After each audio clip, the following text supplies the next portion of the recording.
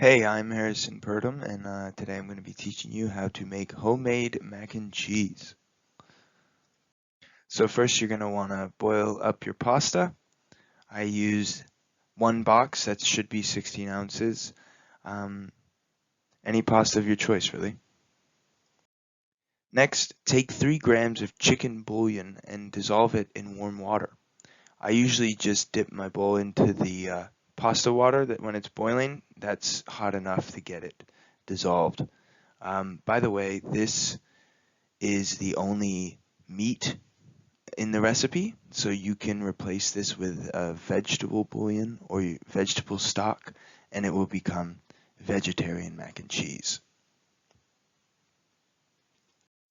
While your bouillon dissolves, add flour, onion powder, and milk to a bowl and whisk it up.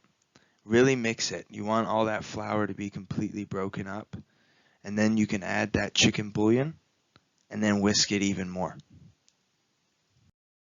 Grab another pan and melt some butter into it. Get it spread all over the pan so when you pour that sauce in, it's not going to burn and stick. Also, while it's cooking, you're going to need to keep stirring it. That will also keep it from burning and sticking. Technically, this mixture is called a slurry, which is flour mixed with heated liquid, which kind of creates a gravy. Don't forget to check on your pasta. And rule of thumb for cooking flour, simmer it for at least 2 minutes. That will cook out all the flour and get those chunks out for you. Once you've taken it off the heat, add in your cheeses of choice and stir until melted.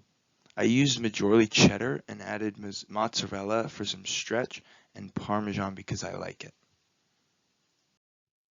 Mix up your pasta and sauce in a tray. If you want to add breadcrumbs to the top, maybe some more Parmesan, now is the time to do it. You can even cut up some uncooked hot dogs and mix those in. Toss it in the oven at 350 and wait around 45 minutes for it to get golden brown. Cool, your work is now done.